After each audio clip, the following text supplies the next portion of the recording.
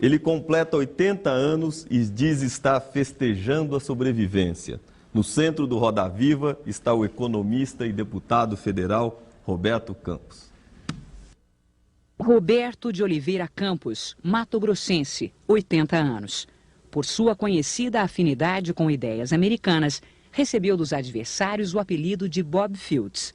Para os amigos, é simplesmente Roberto Campos, um defensor ferrenho do livre mercado, da redução do tamanho do Estado e da privatização. Ex-seminarista, ex-diplomata, político e um dos economistas e intelectuais brasileiros mais influentes, ele é o principal representante do pensamento liberal clássico no país. Começou a participar da vida econômica brasileira no segundo governo de Getúlio Vargas, quando criou o Banco Nacional de Desenvolvimento Econômico. Mais tarde, lançou as bases do programa de metas do governo JK. Nos anos 60, Roberto Campos se tornou ainda mais conhecido por sua atuação junto aos governos militares. Ministro do Planejamento de Castelo Branco, dividiu com Otávio Gouvêa de Bulhões a autoria do Plano de Ação para o Controle da Inflação. Semeamos erros ao longo de vários anos. Tínhamos, inevitavelmente, que colher tempestades e crises por força de uma dessas fatalidades históricas. No governo do general Ernesto Geisel, foi nomeado embaixador na Inglaterra. Em 83, ao lado de João Batista Figueiredo, o último general-presidente, subiu no palanque para se eleger senador pelo Mato Grosso. Apoiou o breve governo de Fernando Collor de Mello, mas já como deputado federal pelo Rio de Janeiro, acabou votando a favor do impeachment do presidente. Atualmente exerce o segundo mandato na Câmara Federal como representante do PPB, partido do ex-prefeito de São Paulo, Paulo Maluf. Hoje, Roberto Campos está entre os que reclamam da lentidão reformista do projeto neoliberal do presidente Fernando Henrique Cardoso. Nas várias vezes em que participou do programa Roda Viva, aqui na Rede Cultura, Roberto Campos mostrou com transparência o pensador que é. Um idealista polêmico, cheio de inimigos e admiradores, mas que tem recebido, mesmo de adversários, o reconhecimento pela inteligência e pela coerência intelectual e ideológica em torno de suas ideias e de sua vida pública. Bem, para entrevistar o deputado Roberto Campos, nós convidamos essa noite o jornalista Augusto Nunes, vice-presidente de comunicação do Banco de Boston, o economista Maílson da Nóbrega, ex-ministro da Fazenda, a Eleonora de Lucena, secretária de redação da Folha de São Paulo, o economista Gilberto Dupas, do Instituto de Estudos Avançados da USP e do Conselho Diretor da Fundação Getúlio Vargas, o Marco Aurélio Garcia, professor do Departamento de História da Unicamp e diretor do Departamento de Relações Internacionais do Partido dos Trabalhadores, e o jornalista Miguel Jorge, que é vice-presidente da Volkswagen do Brasil. O Roda Viva é transmitido em rede nacional com 289 outras emissoras de todos os estados brasileiros. Você pode participar desse programa enviando aqui as suas perguntas ao deputado Roberto Campos pelo telefone 011, que é o código de São Paulo, 252-6525. 011-252-6525. Se você preferir enviar as suas perguntas por escrito, use o fax, o número do fax 011-874-3454. 874-3454. Nós ainda temos também o nosso endereço na internet, que é rodaviva@tvcultura.com.br. rodaviva@tvcultura.com.br. Boa noite, deputado. Boa noite. Como é que foi a festa dos 80 anos, deputado? Parece que o senhor não queria a festa, mas pelo jeito foi uma festa muito bonita. Eu tinha consentido apenas uma pequena reunião dos sobreviventes.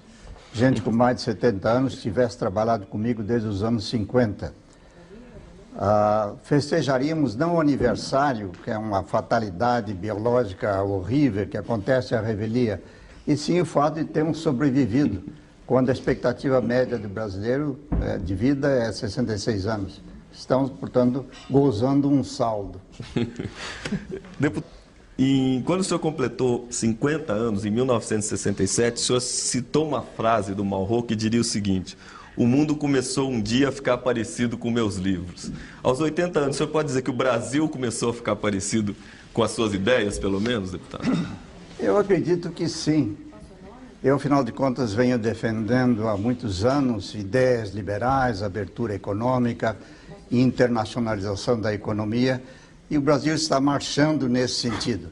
Está longe de ser um país liberal, não somos vítimas do liberalismo, nem sequer estamos ameaçados de neoliberalismo. Duas pesquisas recentes sobre o grau comparativo de liberdade no mundo, uma da Heritage Foundation e outra do Fraser Institute, indicam que o Brasil é mais ou menos o 94º país em termos de grau de liberdade. Quer dizer, não é um país livre, é um país extremamente amarrado por monopólios estatais, regulamentações de todo tipo.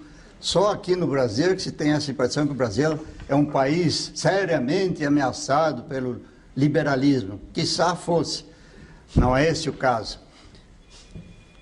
Deputado, o senhor, nos artigos dominicais publicados na Folha, o senhor mostra com frequência um certo desalento em relação ao Brasil, né? Sempre defendendo as ideias que o senhor pregou e sugerindo que o Brasil vai demorar muito ainda para chegar a esse tipo de modernidade. Nos últimos 30 anos, desde a frase mencionada pelo Matinas até hoje, o Brasil piorou ou melhorou, na opinião do senhor? O Brasil primeiro piorou e piorou bastante. Tivemos, afinal de contas, uma década perdida. Agora estamos numa rota de melhoria, conquanto caminhando a passos lentos. Se você analisar o período de pós-guerra, houve 3 ondas de crescimento.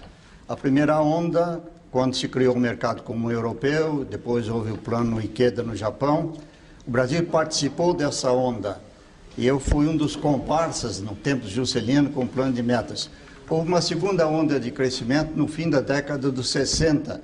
O Brasil tinha feito as duras reformas do período do Castelo Branco e também participou dessa onda. Veio uma terceira onda nos anos 80, de 84 a 90. O Brasil não participou dessa onda. Foi a década perdida. E a minha angústia é saber se vamos ou não participar da quarta onda, que provavelmente ocorrerá no fim de milênio.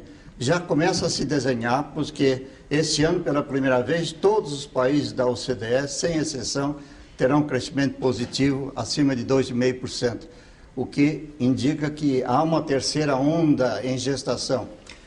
Para o Brasil participar dessa onda, precisa melhorar a competitividade de sua mão de obra. Deputado, aproveitando um pouco essa pergunta do Augusto, eu lembraria uma frase do atormentado poeta inglês do século XVIII, Samuel Coleridge, que nós dois conhecemos tão bem, né? Que diz: se os homens pudessem aprender com a história, quantas lições ela poderia ensinar.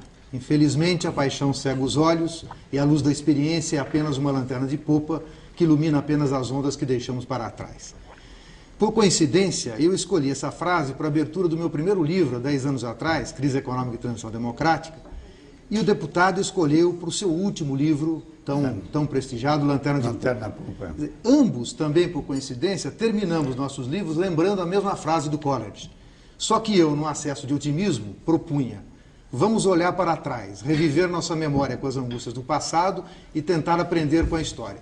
Já o deputado, talvez mais realista, desabafou: minha geração falhou na tarefa de fazer do futuro o presente, sem inaceitáveis desníveis de renda e oportunidades. Infelizmente, a minha lanterna de popa agora só ilumina as ondas passadas. Eu lhe pergunto, deputado, o que aconteceu com aquele homem cordial, razoavelmente otimista, de bem com os grandes desafios, que aparecia sorrindo amplamente nas fotografias com De Gaulle, com Kennedy, com Juscelino? Os flashes a partir da década de 90 e seus textos mais recentes já parecem revelar um homem, embora sempre lúcido, cada vez mais amargo. O que aconteceu, deputado? A sua longa e profícua vida transformou num cético? Fiquei amargo porque esperava demais para o Brasil. Eu tinha certeza de que o Brasil, no ano 2000, estaria no Clube dos Ricos. Entraria no Jockey Club. Infelizmente, parece que continuaremos na gafieira, ainda com inaceitáveis núcleos de pobreza. E a minha frustração é a mesma do velho professor Goudin, o grande liberal, que infelizmente não viu o sucesso de suas ideias, enquanto eu estou vendo o sucesso das ideias liberais. Boudin, pouco antes de morrer, eu tinha já 100 anos, ou está fazendo 100 anos, me disse: o Brasil, meu caro Roberto, foi a amante que eu mais amei e a que mais me corneou. Deputado, uma das críticas mais comuns, frequentes ao modelo que o senhor defende é a questão da distribuição de renda e da concentração de renda. Existe alguma saída, alguma fórmula dentro das suas ideias para resolver esse problema, ou esse problema é insolúvel? Não, o problema não é insolúvel. É fácil denunciar a má distribuição de renda, ela é injusta e nos mortifica diariamente. Mais difícil é perceber as causas e recomendar remédios. Geralmente o que se recomenda é mais ação do governo, é assistencialismo governamental. Mas como? Se a renda é tão mal distribuída no Brasil, é em grande parte por causa do governo. Quais são os dois fatores mais percussientes na distribuição de renda? São, primeiro, a inflação, que durante muito tempo assolou a população brasileira, criando os com moeda e os sem moeda. E, em segundo lugar, a falta de educação básica. Ambas essas coisas são responsabilidade do governo. E o pessoal prefere culpar o mercado. O mercado é que é culpado da má distribuição de renda. Mas, senhor, o mercado não recomenda a inflação. O mercado prospera com estabilidade. E, certamente, o mercado não é responsável pela educação de base. O que se espera do mercado é a educação secundária e superior. O senhor é a favor do ensino? O senhor é a favor do ensino, não fazendo um parênteses. O senhor é a favor do ensino, então, custeado pelo Estado? O ensino básico, a educação de base. O resto deve ser partilhado ou mesmo entregue à iniciativa privada, protegendo-se os pobres através de bolsa de estudos. É a fórmula asiática. Os asiáticos gastam rios de dinheiro na educação básica. Agora, a educação superior, universitária, é principalmente privada. Deputado, nessa questão da culpa do governo, o vídeo que vimos aqui na introdução o apresentou como um grande representante do pensamento liberal no Brasil. E a crítica ao pensamento liberal no Brasil é a de que os liberais querem um Estado mínimo, cuidando apenas da defesa dos contratos e do sistema de propriedade. Qual é a sua definição de Estado mínimo? É isso mesmo? O Estado mínimo é o Estado voltado para suas tarefas clássicas. Essas tarefas clássicas são educação, saúde, segurança, justiça, relações exteriores e defesa. Essas são as funções clássicas do Estado. Se o Estado tivesse recursos financeiros sobrantes e capacidade gerencial sobrante, podia considerar excursões em outras áreas. O problema é que o cobertor é curto e o talento ainda mais curto. Então, que o governo, nem querendo ser ao mesmo tempo assistente social, reitor, diretor e empresário, acaba fazendo mal todas as tarefas. E o que os liberais querem é que o governo se concentre nas suas tarefas fundamentais. E no Brasil há duas tarefas fundamentais que frequentemente não são mencionadas. Uma tarefa fundamental do governo é manter a concorrência, é preservar a competição. E o que o governo brasileiro faz? Cria monopólios. Ele tem monopólios e criou reservas de mercado, que são modalidades de monopólio. A responsabilidade do governo, fundamental, indelegável, é a estabilidade monetária. Um governo que não cumpre essas duas funções, preservar a concorrência e estabilizar a moeda, é um governo falido. Então, na preservação da concorrência, o senhor admite o Estado regulador? Sim. Deputado, sim, eu acho uma das principais funções do Estado. Deputado, vamos voltar àquela questão que o senhor abordou aqui, a questão da distribuição de renda. Eu gostaria de invocar aqui justamente 3 experiências recentes de política liberal fortemente celebradas, né? Do governo de Margaret Thatcher na Inglaterra, a experiência Reagan, parte do governo Bush, e o segundo período do governo Mitterrand, que inclusive o senhor celebra como uma autocrítica em relação ao primeiro período. Nos 3 períodos, é interessante observar que verificou-se uma concentração de renda considerável nesses 3 países. Por outro lado, eu acho que há um elemento interessante de nós examinarmos na evolução do capitalismo nesse fim de século, da economia de mercado nesse fim de século, que é justamente o fato de que essa evolução vem acompanhada de sintomas muito claros de exclusão social. Houve época em que se associava o fenômeno do desemprego e da exclusão aos períodos de recessão. O caso clássico, a crise de 1929 e outras que nós conhecemos. No entanto, hoje, os fenômenos do desemprego, os fenômenos da exclusão social, eles estão, na maioria das vezes, associados justamente à expansão da economia de mercado e, mais do que isso, o fato de que essa expansão hoje em dia se dá em termos globais. Gostaria de escutar uma reflexão sobre essa propósito, eu perguntaria, só para, juntando essa pergunta que fez essas ponderações do Marco Aurélio, queria perguntar se o senhor se considera derrotado pelos resultados das eleições da Inglaterra. Deixa eu acrescentar um terceiro ponto aí. O senhor acha que as eleições na Inglaterra, deputado, constituem um sinal de uma nova onda liberal ou é um fenômeno essencialmente britânico? É um fenômeno, eu diria, essencialmente britânico e que no Brasil está sendo mal interpretado.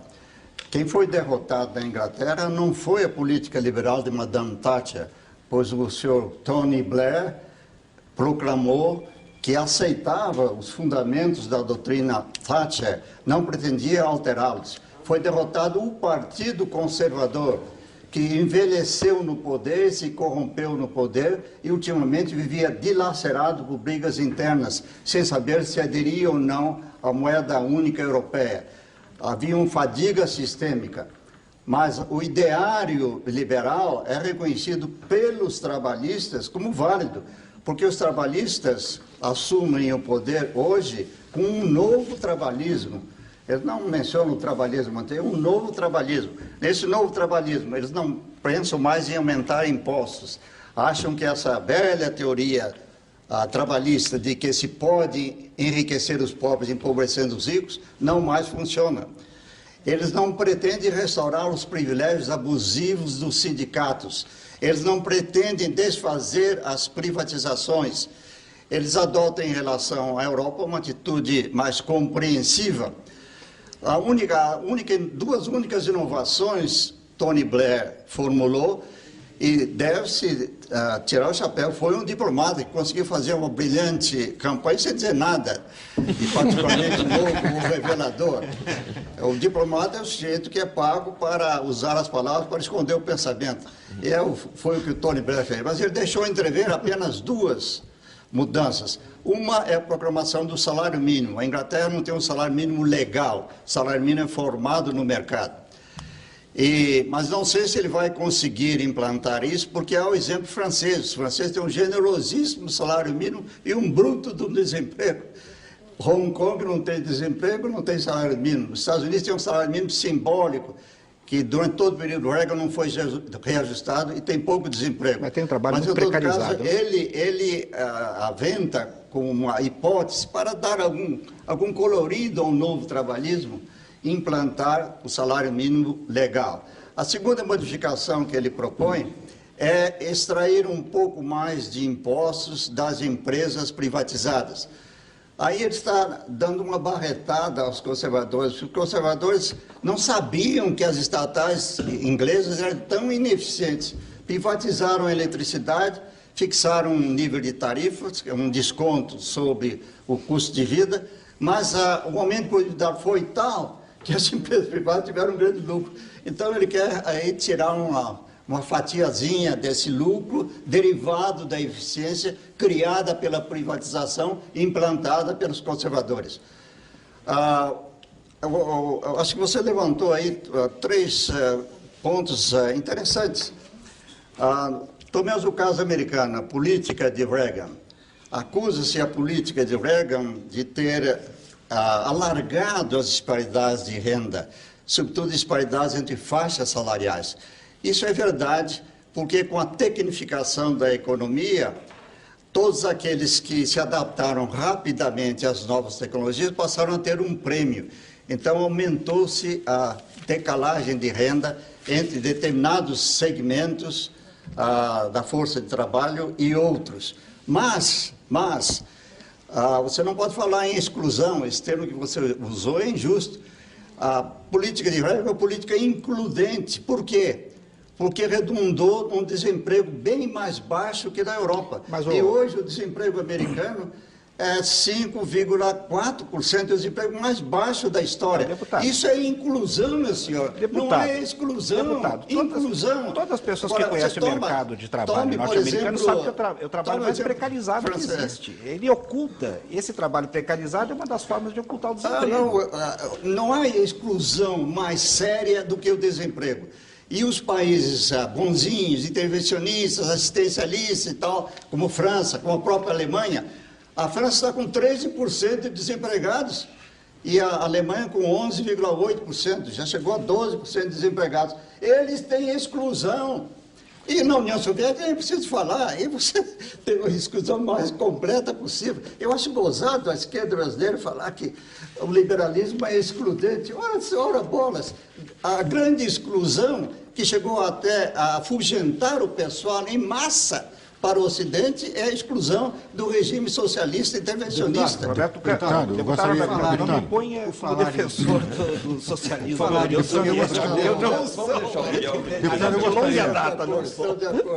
Nós estamos falando em exclusão e eu gostaria até de pegar o mote para voltar a uma questão que o senhor colocou, que é a questão da educação, ou da falta de educação no brasileiro, e da obrigação do Estado, pelo menos com a educação básica.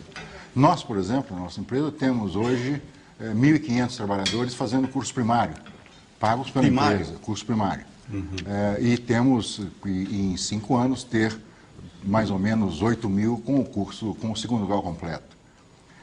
Já há uma decisão da empresa tomada, isso não é incomum, já várias outras empresas fizeram isso, não contratar mais quem não tenha pelo menos o segundo grau completo. E a diferença entre o que ocorre numa fábrica em que as pessoas não têm preparo, não têm qualificação, não têm, por exemplo, o curso primário completo, e uma outra com o segundo grau, é enorme. É impensável como se pode chegar a distâncias tão grandes. Parece que, em relação ao Estado brasileiro, que está numa situação muito difícil, que as empresas terão a obrigação de tomarem a si pelo menos grande parte da educação, inclusive a educação básica. O Estado brinca de empresário e as empresas brincam de Estado. Porque elas têm que fazer isso ou então não sobreviverão. Porque a terceira onda que o senhor fala, nós só teremos condições de pelo menos ficar na franja dessa terceira onda, que realmente tudo indica que deve ocorrer, se nós tivermos um mínimo de educação para se comparar aos níveis internacionais. Também acho, é uma coisa deprimente. Estatísticas recentes indicam que a escolaridade média da mão de obra no Brasil é inferior do Paraguai. O Paraguai é 4 anos e 6 meses. No Brasil, a escolaridade média da Força de Trabalho é 3 anos e 9 meses. No Uruguai, é 7 anos e 6 meses. No Chile, 7 anos e 7 meses. Na Argentina, 8 anos. Nos tigres asiáticos, 9 anos. Nos países desenvolvidos, 11 anos. Veja a defasagem que temos. Isso explica a desigualdade de distribuição de renda, pobreza, exclusão. Mas, deputado, voltando à questão do problema das esquerdas, que o senhor mencionou agora há pouco, e aproveitando o tema da distribuição de renda, eu queria voltar um pouquinho à história para resgatar uma coisa que me parece muito interessante, que é uma posição, me parece, um pouco oculta, sua, e importante, sobre a reforma agrária. O deputado costuma relatar que, quando foi convidado por Castelo Branco para ser ministro do Planejamento do primeiro governo da Revolução, propôs a ele 2 tarefas que considerava fundamentais: a reforma habitacional e a reforma agrária. A primeira avançou, como nós sabemos, criou-se o BNH, muita coisa se fez, boa parte acabou enterrada depois com a hiperinflação. A reforma agrária, porém, quase não saiu do papel, fracassou. O grupo do IPES do Rio, que era o suporte ideológico da Revolução na época, tinha um programa ousado para a reforma agrária: abrandar as tensões sociais, pulverizando a propriedade, sedimentando a liberdade política. Esse era o pensamento da época. Se tivesse vencido essa corrente, teria sido um grande serviço que o regime militar, na minha maneira de ver, teria prestado ao país.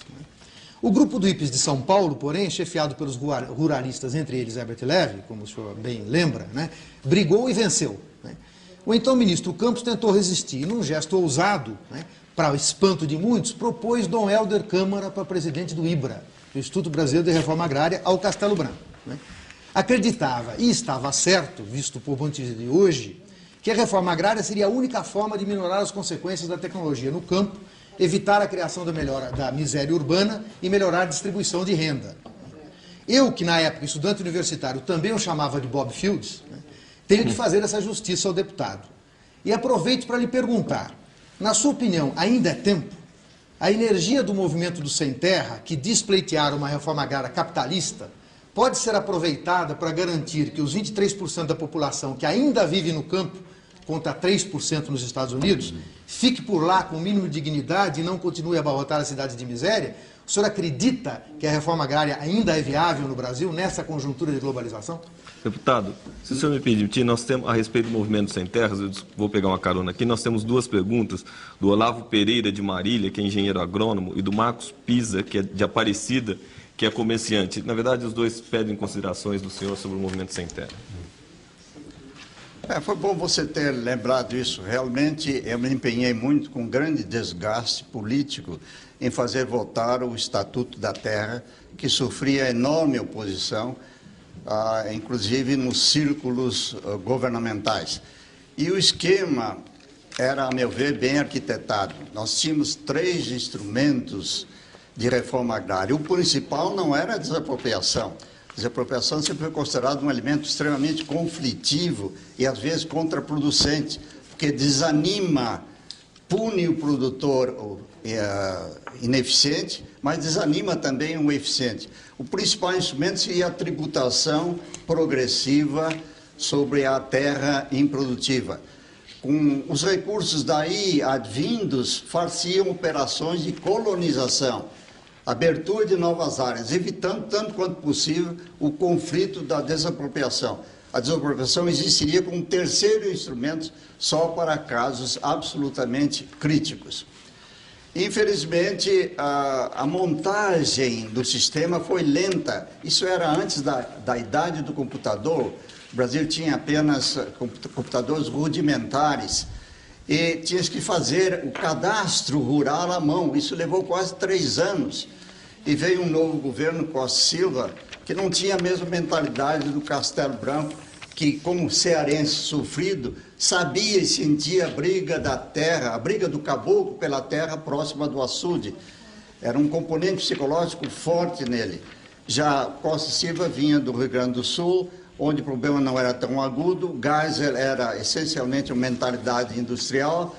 O Médici era rigor um latifundiário. Figueiredo é que fez alguma coisa no sentido de assentamentos rurais, mas nunca se utilizou adequadamente o instrumento da tributação. Agora o governo atual está redescobrindo uma coisa antiga e está procurando agora vitalizar o imposto territorial rural. Apenas nós perdemos um tempo enorme e durante esse tempo perdido 2 coisas aconteceram. Agravou-se o conflito, passou-se a considerar a desapropriação, que era apenas um dos instrumentos e o menos desejável, como sendo o instrumento da reforma agrária. E, em terceiro lugar, mundialmente a agricultura se mecanizou e cada vez mais a terra exige homem. A renda rural é muito baixa, a não ser que se utilize a agricultura moderna. Em se utilizando a agricultura moderna, se expulsa a mão de obra. E o imposto territorial rural é o mais sonegado do país. Não existia praticamente, né? Chegou, imediatamente quando implantado, chegou a ter uma receita vizinha da receita do imposto de renda, mas logo depois o imposto decaiu. O imposto foi entregue para a coleta ao governo federal, mas o destino era o município. A receita seria municipal. O governo federal, como não era a receita dele, perdeu o interesse. E os municípios nunca tiveram realmente força política para enfrentar os latifundiários rurais. Agora, estou um pouco pessimista em relação ao movimento do Sem Terra, porque eles enfatizam o lado conflitivo. Eles não têm a mentalidade que eu queria ver na reforma agrária brasileira, que é a mentalidade capitalista. Eles têm uma mentalidade distributivista. E existe um bocado de malandros urbanos do movimento Sem Terra, Me convenci disso quando vejo o Movimento Sem Terra falando contra a privatização da Vale do Rio Doce. Olha, senhor, o que tem isso a ver com a agricultura? Se eles se mobilizam contra a privatização da Vale do Rio Doce, é porque eles estão influenciados por malandros urbanos. E o movimento do Sem Terra está virando o movimento do Sem Teta. Mas acabaram de comprar uma empresa agora, de beneficiamento, quer dizer, aparentemente o lado da capitalista também existe.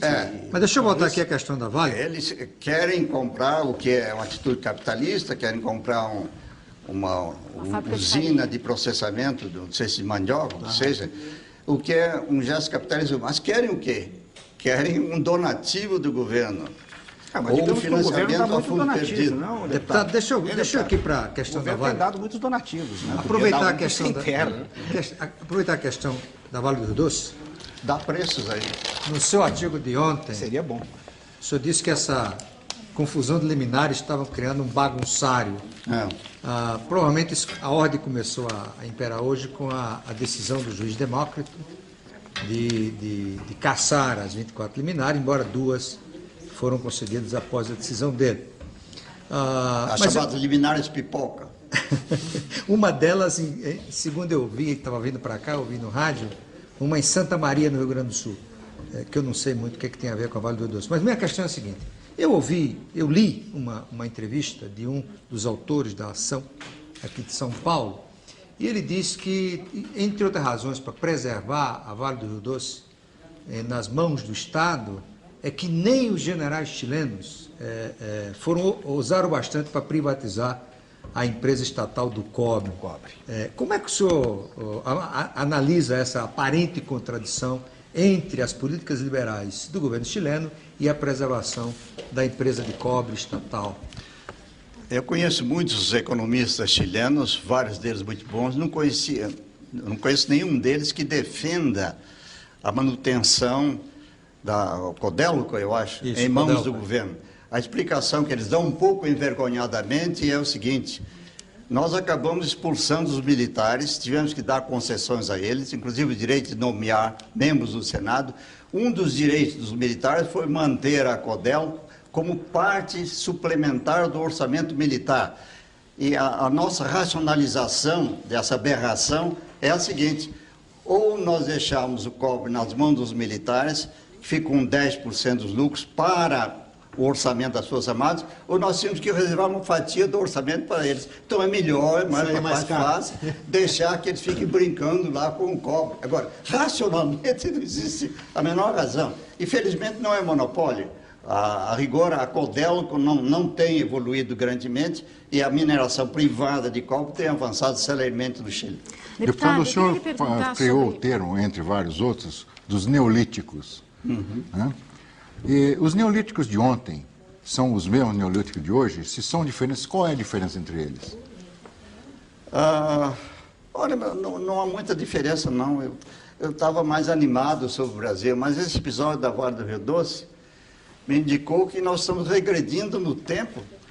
Essa controvérsia sobre o valor estratégico do minério de ferro, isso Bernardes, o tempo de Bernardes, eu tinha 5, 6 anos de idade, ouvi pela primeira vez falar a palavra ferro. Estamos voltando a Arthur Bernardes em 1922, quer dizer, nós estamos passando do neolítico para o paleolítico. Uma coisa horrível. Isso não tem importância, deputado.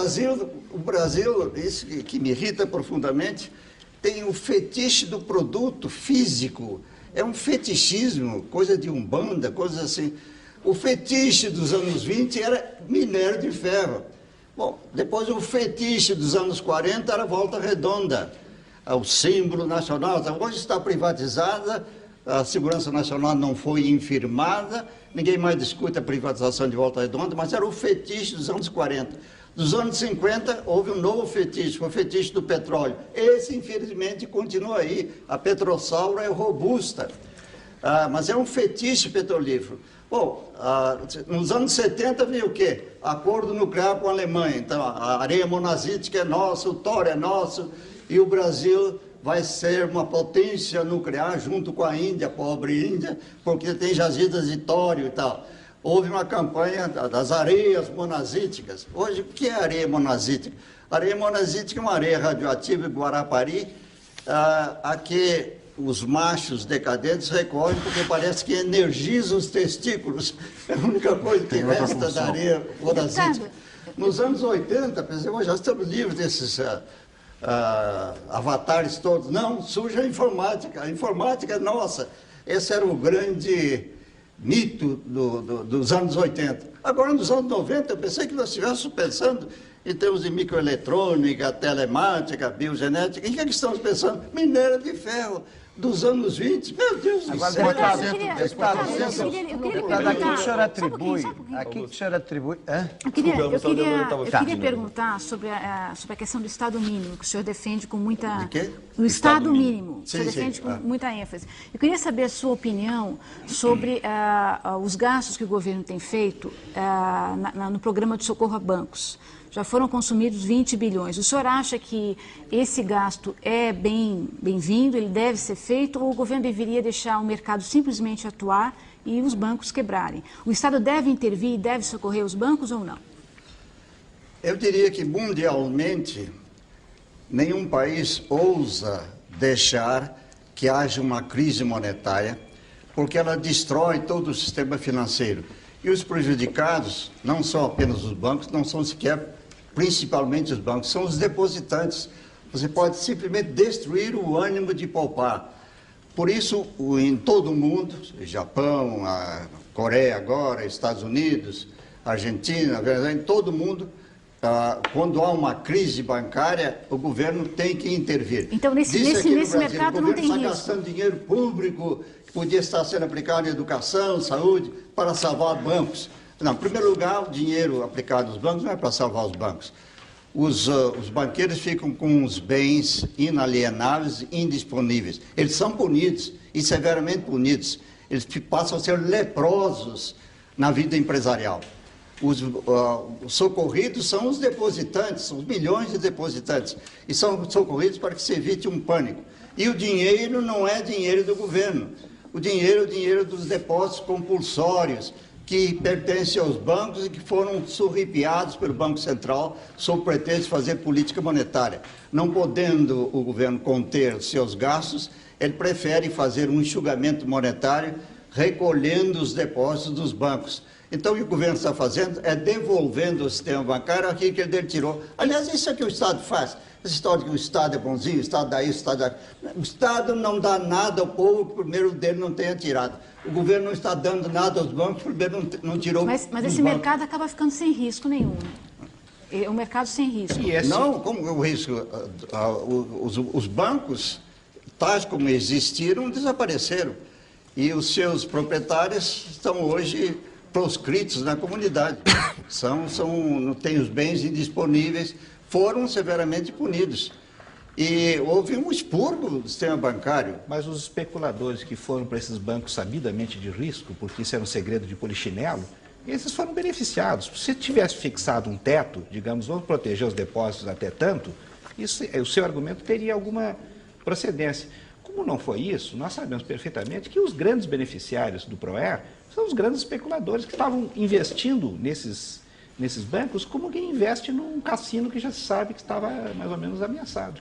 Bom, o problema é a dificuldade de você distinguir entre o que é especulador, o que é o cidadão que temporariamente imobiliza seu capital, deposita seu capital de giro num banco, e o pequeno poupador. Nem sempre é fácil fazer isso.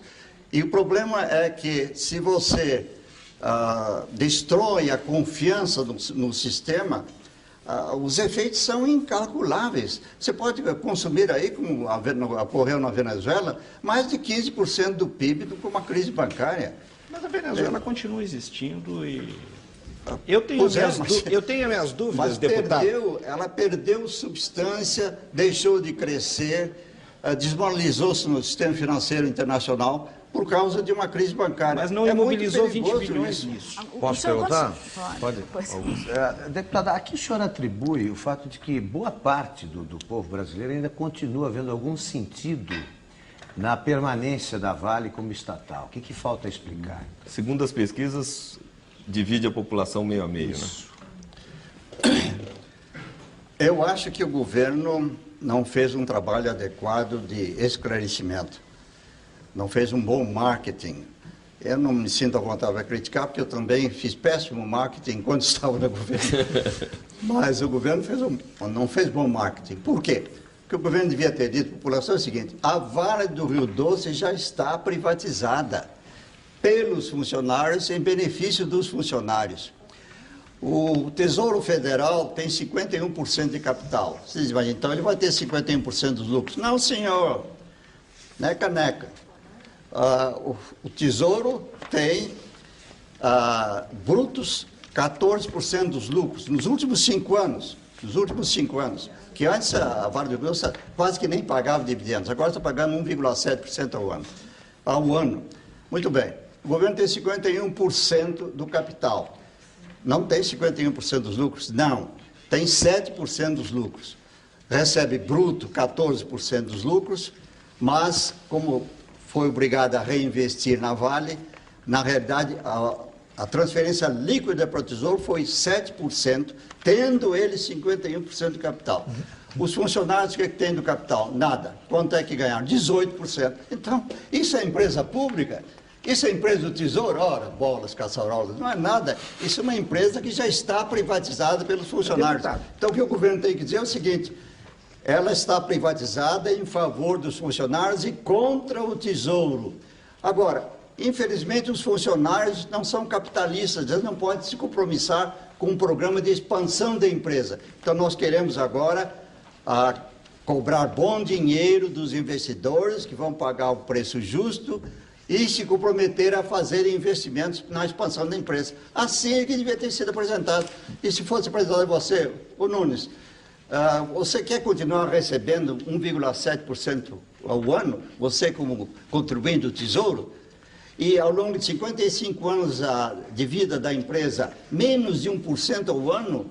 Não, esse capital eu vou realizar o patrimônio e empregar meu dinheiro de forma melhor. Porque para manter esse sistema de estatais funcionando, o governo está pagando 15% de custo de rolagem de dívida. Então você ganha 1,7% de dividendos e você gasta para a rolagem da dívida 15% ao ano. Agora, porque já gastou 33%. Deputado, por favor, senhores. Eu vou fazer uma pergunta. Burrice. Ministro Maílson, o senhor estava fazendo uma pergunta. Deputado, essa é a minha primeira experiência como entrevistador. Mas eu não vou perder... Está querendo se vingar. Eu não vou perder o cacoete de entrevistado. E como eu vi que todos aqui querem falar sobre a Vale, eu vou fazer um comentário, não uma pergunta. Eu estou ouvindo muito falar que a sociedade está dividida em relação a essa questão da privatização da Vale. E Vossa Excelência falou que o governo informou mal. Eu gostaria de fazer um comentário sobre isso. Eu acho que informou. Porque a pesquisa de ontem, publicada pelo jornal Estado de São Paulo, tem um indicador interessante. Na média, a maioria está contra a privatização da Vale do Rio Doce. Mas quando você começa a observar as respostas pelo nível de instrução, os menos instruídos, 1/3 apenas favorável à privatização. E os mais instruídos, 2/3 são favoráveis à privatização. Portanto, se o governo tivesse informado melhor, esse lado menos instruído teria aceitado melhor a privatização e provavelmente o resultado da pesquisa seria outro. Você conhece o matemático Carnot? Ele dizia que os dados, quando suficientemente torturados, podem produzir o resultado que a gente quer. Uma pergunta suficientemente manipulada pode produzir o que a gente quer. Suponhamos que a pergunta fosse formulada da seguinte maneira: o senhor aceita que o Tesouro seja expoliado aplicando 51% do capital, ou detendo 51% do capital da Vale e tendo 7% dos dividendos, enquanto os funcionários que não aplicam capital têm 18% dos lucros? Isso é justo? A resposta seria, obviamente, não. Isso é uma safadeza. O Tesouro está sendo expoliado. Agora, se perguntar de uma maneira diferente, concordem que as riquezas do território nacional sejam alienadas para o setor privado, inclusive estrangeiro, isso é outra coisa. Aí a resposta é diferente. Quanto a Vale pagou de impostos no ano passado, ministro? Não tem presente que ela pagou de imposto, mas deve ter sido pouco, porque ela não paga imposto de renda sobre Carajás e porque ela é exportadora, a exportação de produtos primários está isenta de impostos. Porque parece que uma das razões... Ela deve pagar sobre papel, sobre alumínio, deve pagar o imposto de renda, o imposto, o ICMS, isso é o consumidor que paga, o comprador que paga.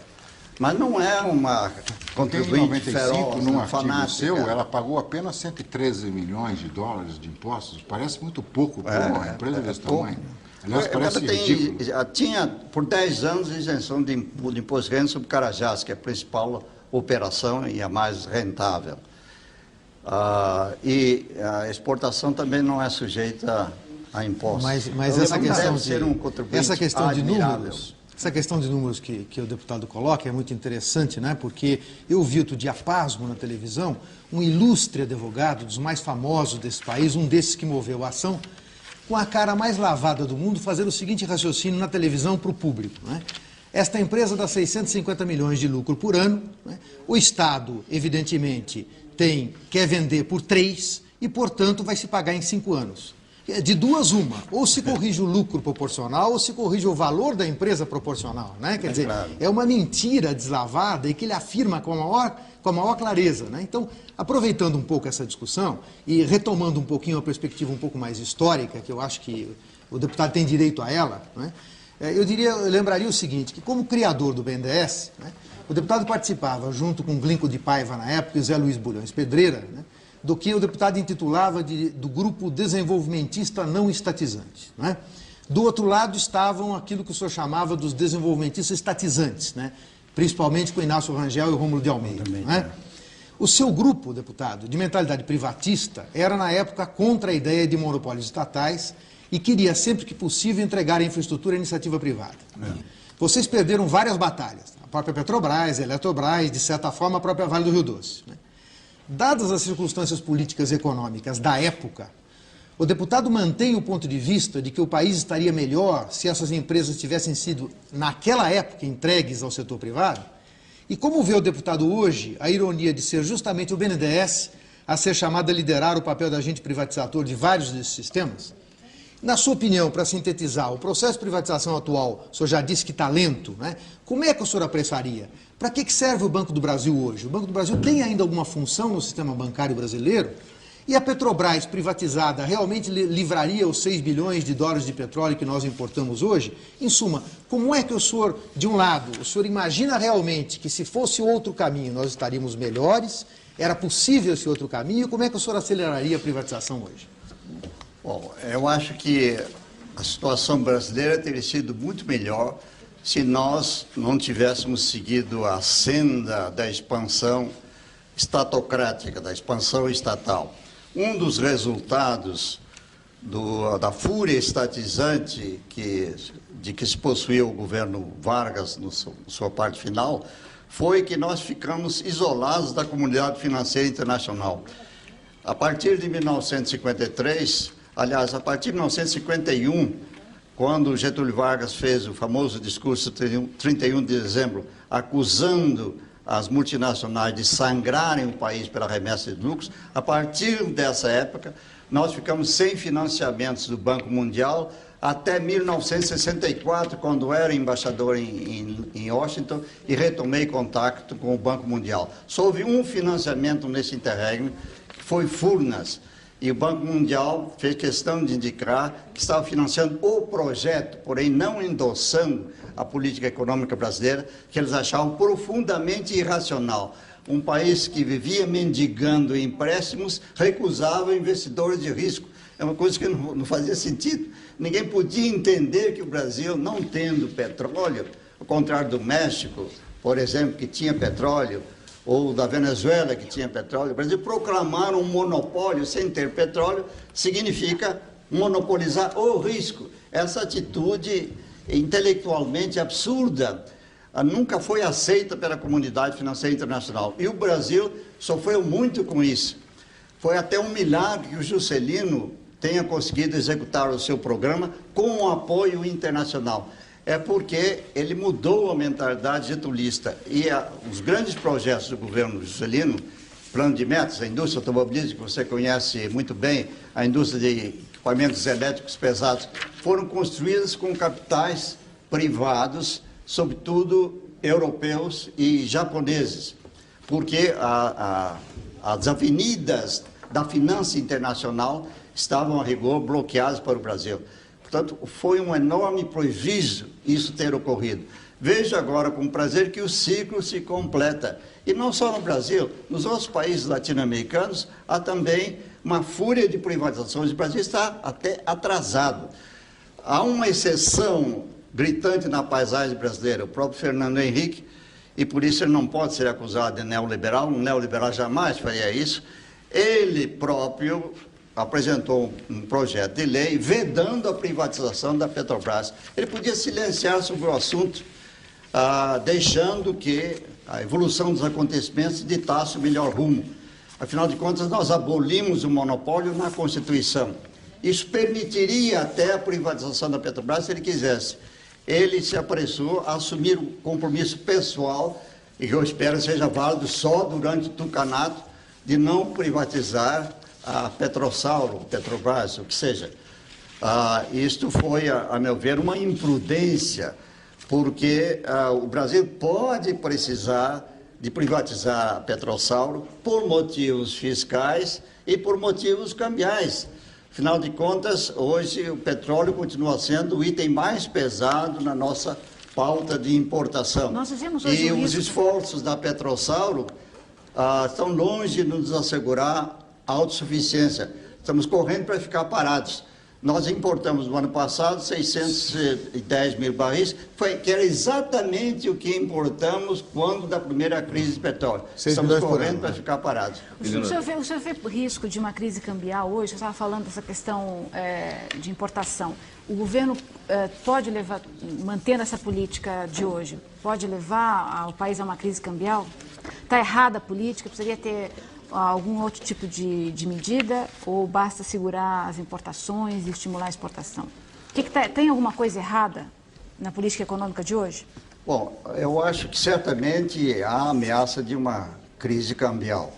Se, por exemplo, a exuberância da economia americana induzir o Federal Reserve Board a elevar a taxa de juros, nós podemos ter um refluxo de capital para o exterior, criando problemas sérios de financiamento, balanço de pagamentos.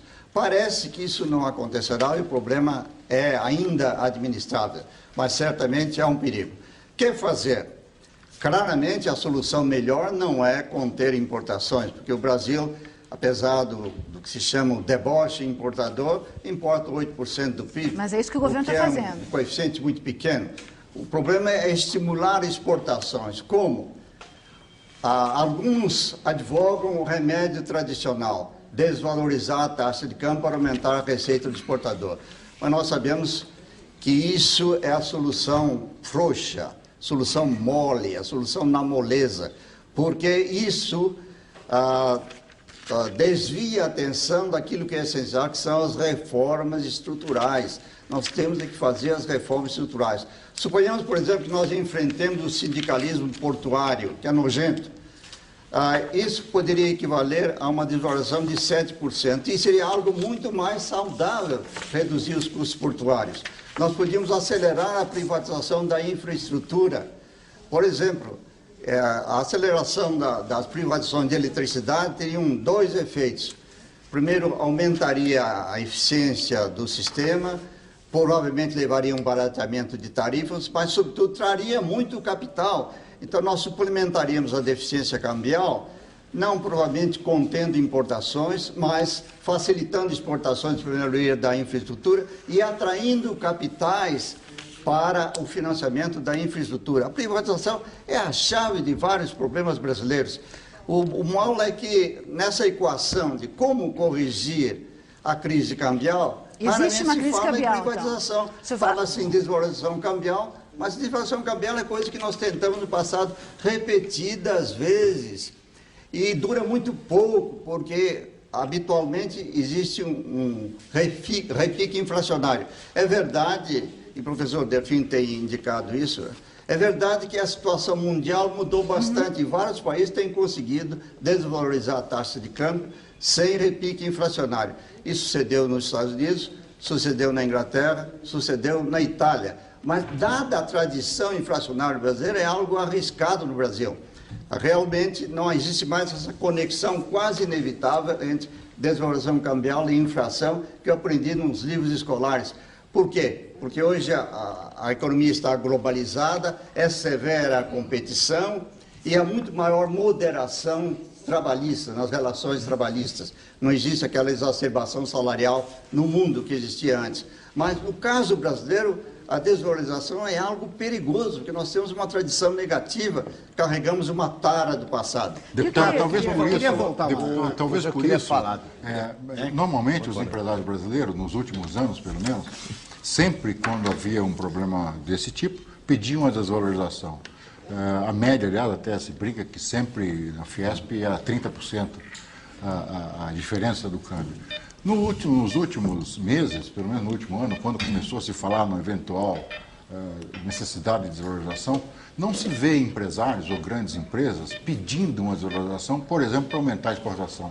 Isso é sintomático? O senhor explicaria isso? É sintomático de uma mudança. Eles estão percebendo que é necessário atacar os fatores estruturais e não fazer manipulações cambiais que provocam desconfiança na moeda. Sobretudo se o país quer atrair capitais estrangeiros, uma desvalorização é um negócio seríssimo. Os capitais que já estão aqui erradicados, têm que remeter rendimentos, sofrem uma paulada enorme que provoca desconfiança nos que estão por vir. Por isso, soluções estruturais são mais aconselháveis que soluções estritamente monetárias. Aliás, eu acho que o diretor da carteira de câmbio, Gustavo Franco, tem sido razoavelmente hábil. Ele está fazendo mini desvalorizações relativamente suaves e já conseguiu reduzir a sobrevalorização do real, que, por exemplo, um banco como a Goldman Sachs estimava em 19% para cerca de 12%. Se nós fizéssemos aí realmente uma ação corajosa de redução de custos portuários, privatizando a telefonia para reduzir o custo, privatizando a eletricidade, nós poderíamos, como a Argentina fez, podíamos eliminar a sobrevalorização. A Argentina também experimentou uma severa sobrevalorização e hoje a opinião internacional é que a taxa cambial argentina está vizinha do equilíbrio, com reformas estruturais, sem desvalorização.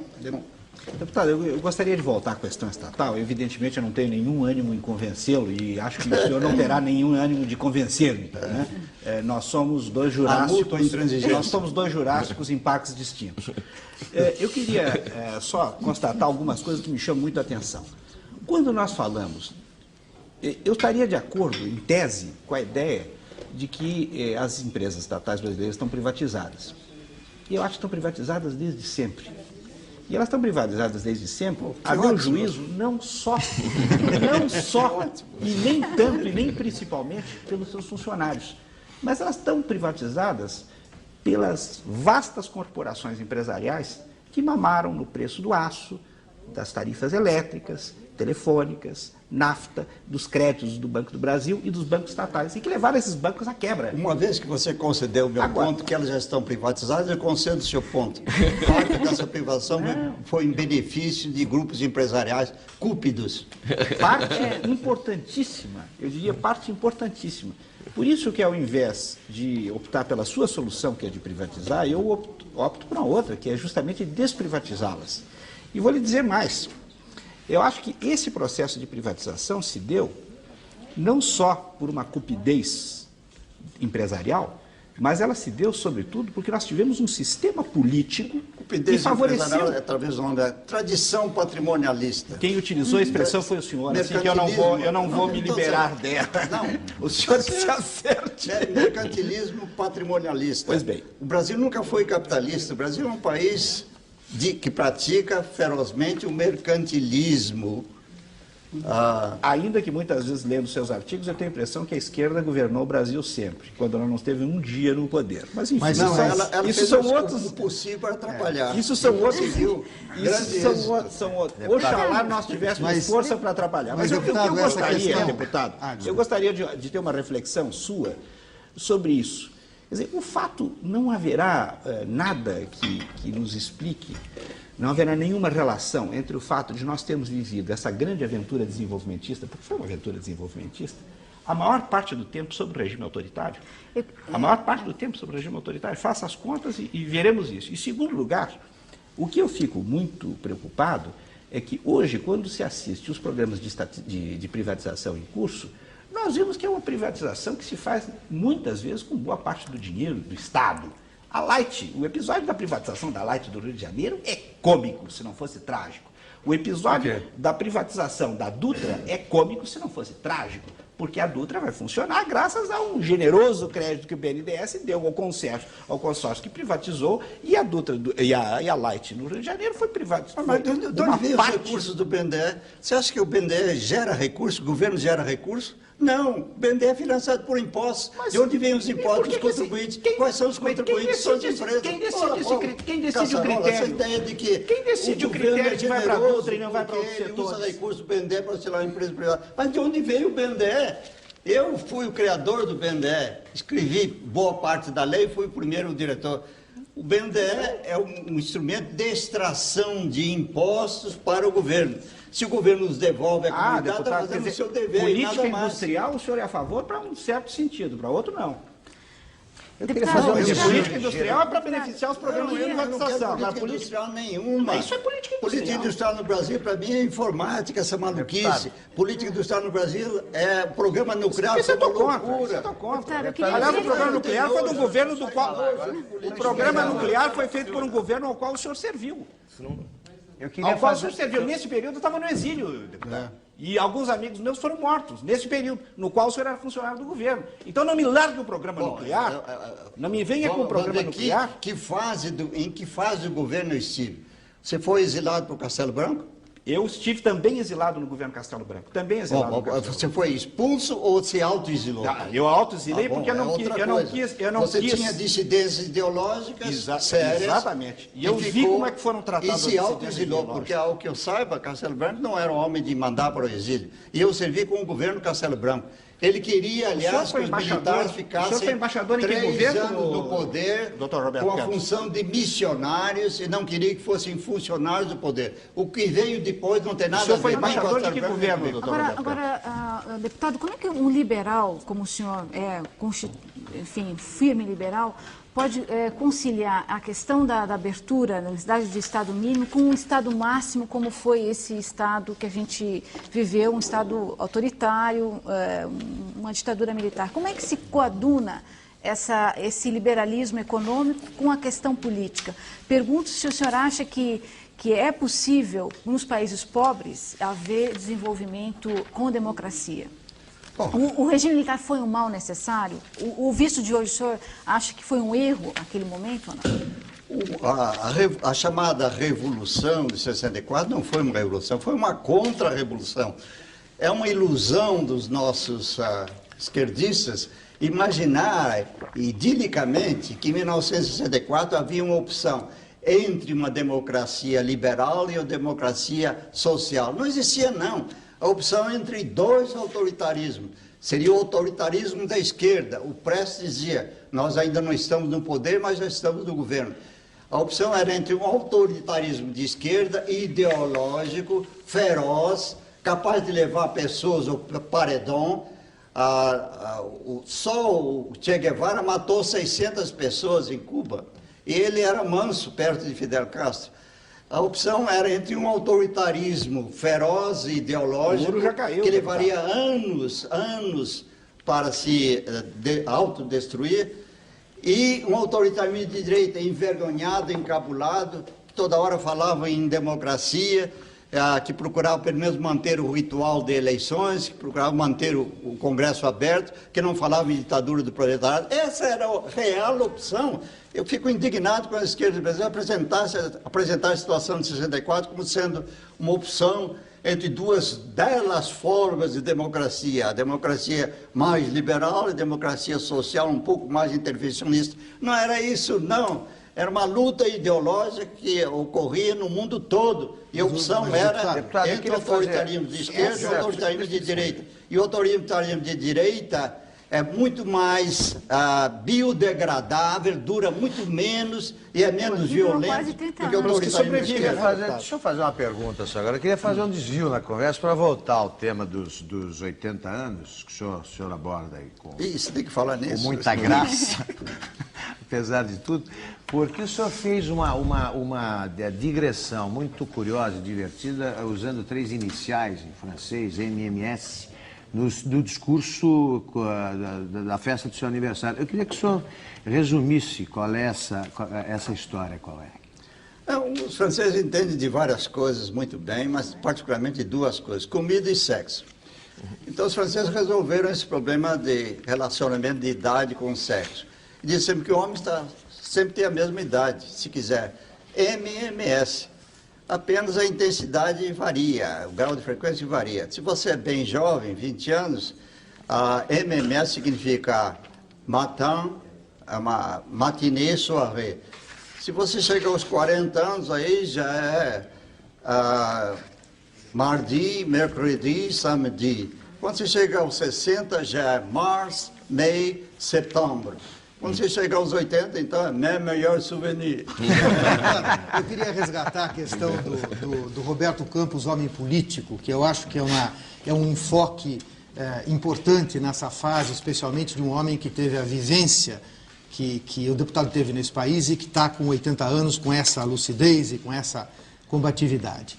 Nós temos que lembrar que o senhor teve no governo 3 anos, praticamente, né? Teve como embaixador, digamos, uma quantidade muito grande de anos, mas nessa altura provavelmente esteve como deputado e legislador talvez mais tempo do que tivesse tido como embaixador. Então, eu queria focar um pouquinho o Roberto Campos, homem político, né? Que eu acho muito importante relembrarmos uma passagem que eu li no seu livro Lanterna de Popa e que me tocou muito em particular. É o seu encontro com Ulisses Guimarães. Após ter sido instigado por ele, né, a sair do hospital, de cadeira de rodas, né, para ir votar o impeachment do Collor, né, que foi um fato interessante, né, o deputado que tinha tratado Ulisses Guimarães com uma frieza, né, secular durante muito tempo e vice-versa, segundo a sua interpretação, né, recebeu no final dessa votação, na cadeira de rodas, um terno, um abraço do velho guerreiro, do Ulisses Guimarães, não é? E amadurecido por essas experiências de vida e tal, e por essa sua visão, né, de relacionamentos e de política, né, nesse seu livro, o deputado conclui, na minha opinião, tardiamente, né, e diz uma frase que me parece muito interessante, muito bonita. Diz assim: descobri que éramos mais complementares do que competitivos. Eu via no Ulisses o Dom Quixote da democracia. Ele me considerava o Sancho Panza da economia. Juntos poderíamos ter atacado mais do que moinhos de vento e talvez tivéssemos feito um futuro diferente para o país. Mas navegamos em barcos separados durante meio século no comboio do Brasil. É uma bela constatação, na minha opinião, né? E eu, de minha parte, concluo: que pena que isso não aconteceu antes. E lhe pergunto, afinal, por que é que vocês não se descobriram mais cedo? É uma coisa curiosa, eu explico como sendo a estática dos intermediários. É que Ulisses era cercado pelo Clube da Poire, né? O Clube do Licor de Pera, que era uma turma muito nacionalista, que tinha esposado a política de informática, que via defendendo monopólios estatais, e isso criou uma certa estática. As nossas vozes não atingiam um ou outro, havia uma barreira de comunicação. Foi realmente uma pena, porque eu teria injetado um certo sentido de realismo econômico no Ulisses, que era um homem que acreditava que tudo era solúvel por vontade política. E ele teria injetado o que no deputado? Insuficiente vontade política. Ele me teria injetado capacidade de manobra política que eu nunca tive. Eu sempre fui um político muito medíocre. Eu conseguia enxergar muito longe, mas não conseguia companheiro de jornada. Ulisses se enxergava curto, mas tinha muitos companheiros de jornada. Deputado, houve uma pergunta ao senhor em relação ao seu período de embaixador. Mas parece que o senhor foi 2 vezes embaixador. Eu gostaria que o senhor falasse da primeira vez, em que governo foi, e como foi essa experiência, a primeira vez que o senhor foi embaixador. A primeira vez foi em Washington. Eu tinha sido convidado, designado pelo Jânio Quadros, Mas ele renunciou. Eu, então, já tinha até pedido licença de Itamaraty para voltar à atividade privada, não imaginava mais nenhuma ligação com a embaixada em Washington. Mas o primeiro ministro do governo parlamentarista era Tancredo Neves, meu grande amigo. E o ministro do exterior era Santiago Dantas. Então, ambos me chamaram e disseram, agora é que você tem que ir. Eu disse, vocês estão brincando.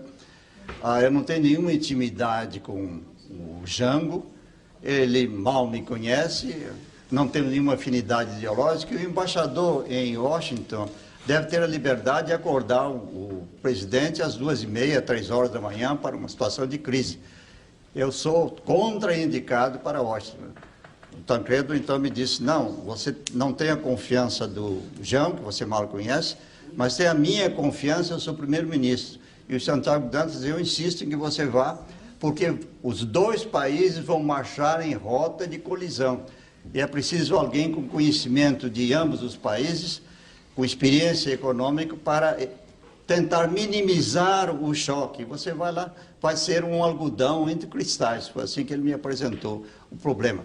Eu fui para Washington num momento particularmente difícil, que era o Brasil ameaçado de envolvimento pela esquerda e um Kennedy ressabiado com a sua derrota na Baía dos Porcos, extremamente sensível a qualquer coisa que significasse esquerdização do Brasil. O pânico do Kennedy, do presidente Kennedy, é que ele carregasse ao longo da vida a cruz que Truman carregou. Truman carregou a cruz de ser acusado de perder a China. Ele dizia, imagine se eu for acusado de perder o Brasil, seria a China do novo continente. Então, era uma situação difícil. O senhor foi embaixador do... Fui embaixador, então acabei sendo embaixador do Jango Goulart. E o Lacerda, aliás, fez uma gozação enorme em torno disso. Porque isso foi... Dizia, esse cara não tem caráter. Isso foi omitido, isso foi omitido. Eu achei estranho porque isso foi omitido na lista de cargos que o senhor ocupou no início do programa, citando só o seu cargo como embaixador no governo militar. Aliás, o senhor gostou do resumo que o apresentou? Deputado, o senhor gostou da fita que fez a apresentação do senhor? O senhor acha que é correta ou o senhor faria algum tipo de reparo? Não, eu acho que foi correta. Houve essa brincadeira de Bob Fields e tal, mas eu acho que poucas pessoas têm o direito de escolher o apelido. Eu adquiri esse direito. Quero chamar de Bob Fields. Mas depois que Gorbachev abriu a Rússia para capitais, a União Soviética para capitais estrangeiros, eu podia me chamar Robert Shaw. Depois que Deng Xiaoping abriu a China para capitais estrangeiros, eu podia me chamar Robert Ping. Então eu posso escolher de Bob Fields, Robert Shaw ou Robert Ping. E estou satisfeito com a minha versatilidade de apelidos. Deputado, o senhor continua favorável ao controle da natalidade? Sim. Eu queria perguntar sobre dois outros assuntos polêmicos, a legalização das drogas e a pena de morte. O senhor é a favor da pena de morte, da legalização das drogas? E por que o controle da natalidade sempre aparece nos seus discursos como uma coisa importante para o Brasil? Que eu acho a coisa mais trágica do mundo a gente deliberadamente fabricar pobres. E eu sou a favor da pena de morte, porque a gente com a pena de morte não destrói as mortes, mas destrói os assassinos. E eu acho que a pena de morte é importante, porque é importante psicologicamente, porque intimida o eventual assassino. É importante economicamente, porque o país se livra de ter que sustentar criminosos repetitivos, às vezes de múltiplo assassinato, ao longo de 30 anos. Se a gente não pode nem dar um salário mínimo decente aos homens honestos, porque sustentar durante 30 anos, 40 anos, um assassino na prisão. Então, acho que a pena de morte é uma coisa perfeitamente razoável. Eu queria fazer uma constatação extraordinária. O senhor é um liberal sui generis, eu confesso que sempre aprendo. O liberal acha...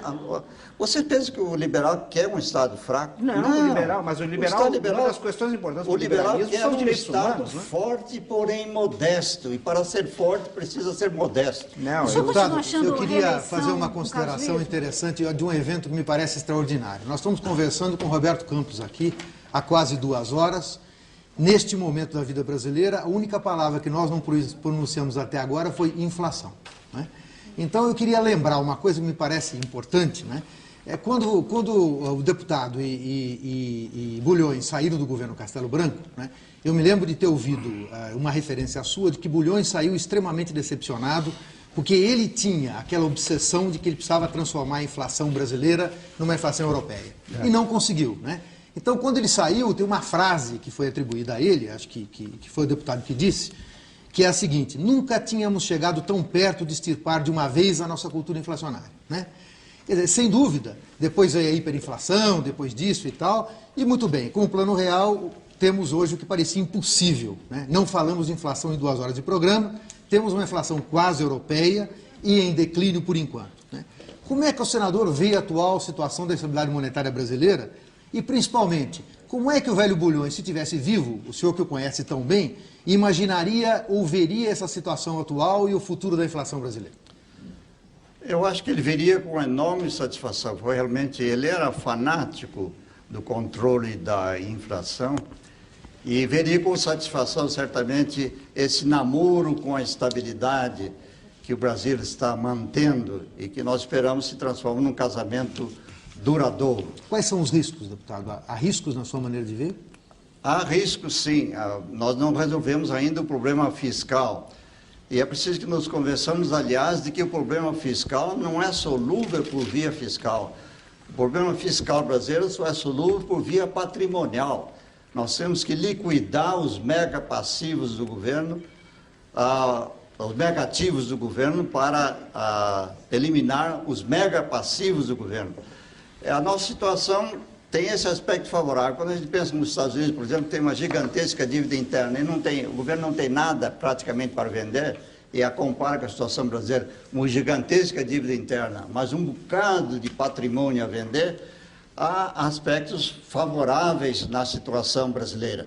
Nós temos que fazer as 3 reformas, fiscal, administrativa e previdenciária, mas, sobretudo, acelerar as privatizações, que eu acho a mais promissora, a mais urgente, a mais fértil de todas as reformas. E por isso que essa crise da Vale do Rio Doce me deixa extremamente triste, que, por exemplo, pode ter repercussões. Desenvolveu-se uma tecnologia de guerrilha que pode ser utilizada para impedir a privatização das telecomunicações, de eletricidade, que são absolutamente urgentes. Deixa eu voltar ao começo do programa. O Augusto o levou a recordar que a sua declaração de outro dia, que parecia que o Brasil estava ficando parecido com suas ideias.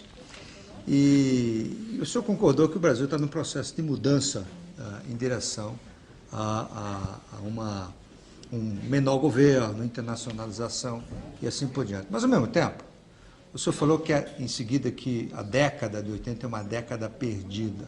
Eu devo confessar que eu não concordo com essa expressão, década perdida, porque é uma expressão, a meu ver, opaca. Ela tende a ver o Brasil apenas pelo que aconteceu na economia. E eu estava lendo outro dia um comentário do Instituto Liberal de São Paulo sobre um livro recente sobre a destruição dos empregos. E ele ressalta um ponto de que as grandes transformações por que passaram as sociedades foram precedidas de um grande processo de transformação mental. Eu estou convencido, posso estar errado, mas estou convencido que a década de 80 foi o início de um grande processo de transformação mental que deu origem, nos anos 90, a essa nova visão brasileira de apoio à reforma do Estado, apoio à estabilidade. Nós estamos cansados da inflação, definitivamente, no Brasil. Eu gostaria que o senhor elaborasse um pouco isso. Será que a década de 80 foi realmente uma década perdida? Eu acho que sim. Houve certamente uma transformação, mas, em vez de ser uma transformação pelo bom senso, foi uma transformação pelo sofrimento e pela estagnação desnecessária. Afinal de contas, o Brasil, que tinha realizado seu milagre econômico na década dos 60, viu a sua economia estagnar, enquanto que as economias asiáticas herdaram um milagre. O milagre brasileiro veio 20 anos antes do milagre asiático. Isso, para mim, é extremamente melancólico. Quer dizer, no começo dos 60, nós fomos capazes de fazer transformações suficientes para assegurar um milagre no fim da década. Na década dos 80, nós não nos transformamos economicamente, transformamos politicamente. E, com isso, enfrentamos uma estagnação com uma acumulação enorme de erros. A política de informática nos militares, ainda sobre os militares, plano cruzado, moratória internacional unilateral, Constituição de 88, uma série de desastres perfeitamente evitáveis e que fizeram com que o Brasil realmente perdesse a década. Nós redescobrimos a democracia na década dos 80, mas não descobrimos o capitalismo. E há erros suficientes para a gente distribuir para todo mundo. Os militares erraram, e gravemente. Como? Eles deviam ter feito a abertura econômica antes da abertura política. Foi o que Pinochet fez. Ele primeiro abriu a economia e depois cedeu a abertura política. No Brasil, o que os militares fizeram? Mantiveram, por tempo demasiado, a fechadura militar e não fizeram a abertura econômica. Vieram os civis e fizeram a abertura política com fechadura econômica. Então, erraram os militares por não ter feito antes a abertura econômica. E erraram os civis por não ter feito depois da democratização política a abertura econômica. E não nos iludamos, o mais potente, importante ingrediente do progresso é a liberdade do agente econômico. A liberdade do agente econômico faz milagres que os governos não fazem e dos quais nem sonham. Deputado, a questão da reeleição, o senhor chegou a comentar recentemente que achava que poderia ser um casuísmo. O senhor continua contra a reeleição? E quais são as chances do candidato do seu partido, por enquanto, que está aparecendo, enfim, é o candidato virtual do PPB, o Paulo Maluf? Eu acho que a popularidade residual do Fernando Henrique ainda é bastante grande. E a continuar a economia com esse grau razoável de estabilidade de preços em que está, dificilmente seria vencido. O senhor acha casuísmo a reeleição? A reeleição é perigosa porque nós não temos ainda os condicionamentos políticos sociais que existem, por exemplo, nos regimes parlamentares ou na democracia americana. O senhor é monarquista, né? Hein? O senhor é monarquista ainda? Não, eu acho que essa ideia... No momento do plebiscito, o senhor apoiou? Eu votei monarquista naquela ocasião, um pouco por divertimento. Era a tese do Simons que eu achei bastante interessante. Mas não é uma coisa realista, Deputado, não é uma opção realista. Deputado. Agora, o Brasil realmente ainda não tem instrumentos críticos suficientes para que a sucessão se processe em favor do mesmo mandatário. O perigo de abuso do poder é grande. Nos Estados Unidos existem só 2 partidos.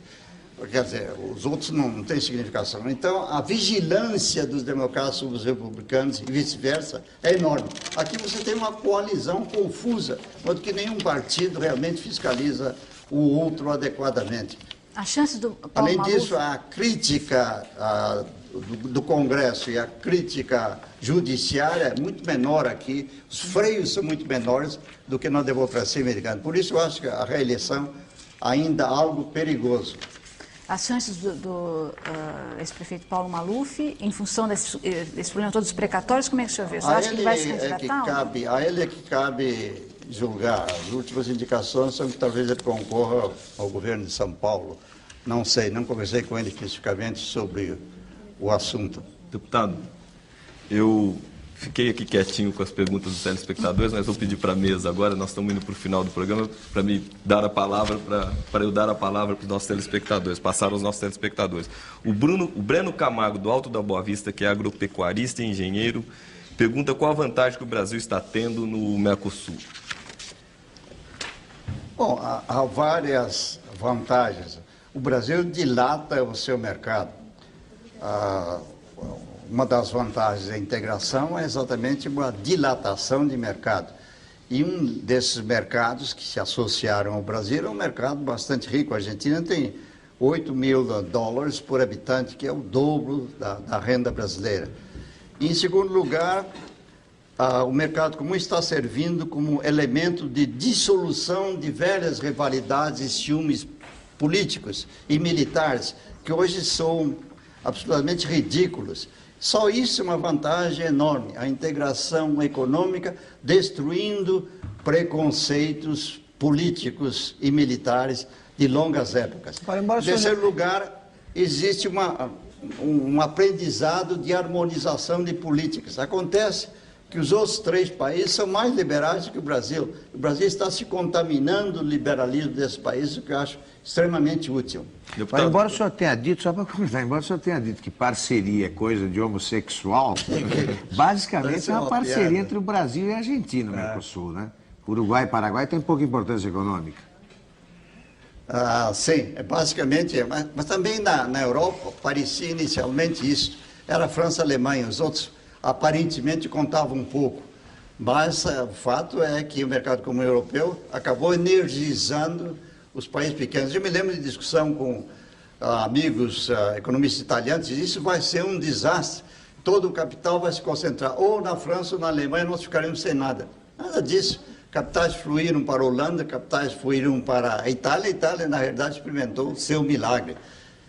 Deputado, o Eitamar Freitas, de Natal, que é gerente de uma empresa, diz o seguinte: a empresa que eu trabalho é mais enxuta que o solo do Saara. O faturamento bruto é 200 mil por mês e o lucro líquido é mais ou menos igual ao que a gente paga de impostos. O senhor nos aconselha a sonegar ou fechar as portas? Nem uma coisa nem outra. Gritar para pagar menos impostos. Tá certo. O Carlos Barzan, de Florianópolis, diz o seguinte: ao ilustríssimo senhor Roberto Campos, com base nos seus conhecimentos adquiridos quando seminarista, não seria verdade que Deus não é socialista, pois criou o idiota e o inteligente? Deus não é socialista, não. Os padres ficam muito frustrados, mas Deus foi um grande criador de desigualdades. O Evaldo Cariochin, daqui de São Paulo, que é um médico, Curiochin, eu acho. Ele faz uma pergunta aqui a respeito de um risco de fugemorização do país, alguma coisa nesse sentido, mas eu gostaria de aproveitar então essa pergunta dele e perguntar para o senhor, hoje que o senhor faz um balanço dessa longa vida política do senhor, o que é mais importante, o que regime acaba dando mais frutos para o país? O regime aberto, uma democracia aberta ou um regime fechado? Não, eu acho que uma democracia aberta, porque tem capacidade de autocorreção dos erros.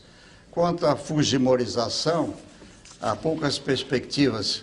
Vejamos, estamos vendo a batalha enorme de Fernando Henrique contra o judiciário. Fujimori fechou o judiciário, substituiu os juízes, que eram todos intimidados pela máfia ou corrompidos pelos traficantes.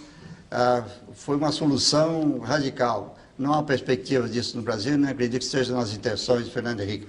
O excesso de medidas provisórias deriva, e é penoso para mim como congressista reconhecer, deriva em parte da inércia do Congresso. Você tem ainda 84 vetos a apreciar. E você tem um número enorme de medidas provisórias que são meramente reiteradas, reeditadas, porque o Congresso não tem agilidade suficiente. Deputado, Miguel, nós já estouramos o nosso tempo. O Menem fez a mesma coisa, só que de maneira muito tranquila, substituindo praticamente toda a Suprema Corte Argentina antes do plano. Deputado, o Nairo Almeri, jornalista de Belo Horizonte, escreve aqui o seguinte para o senhor: a sua singular inteligência, que proporciona leituras apaixonantes nos jornais de domingo, parece sempre a serviço dos favorecidos com negócios que giram nas bolsas internacionais, Wall Street, na City, em Frankfurt, Hong Kong ou Tóquio. Nela cabe um alento aos nossos miseráveis? Nossos miseráveis encontram esperanças dentro da sabedoria de Vossa Excelência? Eu sempre fui preocupado com a pobreza brasileira. Dediquei toda a minha vida à cura da pobreza. A única divergência que existe entre mim e os caridosos, os bonzinhos, é que eu acho que o mercado é a grande solução para a pobreza. Vejamos, haveria país mais fadado a maior pobreza do que Hong Kong? Não tem nada. São rochas, uma ilha rochosa sem sequer água. Hoje, Hong Kong tem uma renda por habitante superior da Inglaterra, a potência imperialista metropolitana que colonizou Hong Kong. O que é que provocou o crescimento? Mercado, liberdade competitiva no mercado. O mercado é o maior criador de riquezas. A minha divergência com vários esquerdosos brasileiros é que eles têm a obsessão de distribuir pobreza. Você tem que ter certa consideração com os elementos capazes de criar riqueza. O respeito ao criador da riqueza é o começo da solução da pobreza. Deputado, e a minha pergunta, que é a última, quem foi o grande político brasileiro desse século? Para mim foi Castelo Branco. Deputado, eu agradeço muito a presença do senhor aqui nessa noite nesse programa. Eu queria dizer para o senhor que o Miguel Lara, de Belo Horizonte, enviou uma mensagem aqui através do nosso e-mail dizendo que pessoas como o senhor merecem ser clonadas, tá bom? Muito obrigado. Eu agradeço a participação de todos aqui, a nossa bancada de hoje. Eu tenho taras ocultas. Agradeço muito a sua atenção e a sua participação. Lembro que o Roda Viva volta na próxima segunda-feira entrevistando o Fernando Gabeira, que vai falar um pouco também sobre o filme Que é Isso, Companheiro. Até lá, uma boa semana para todos e uma boa noite.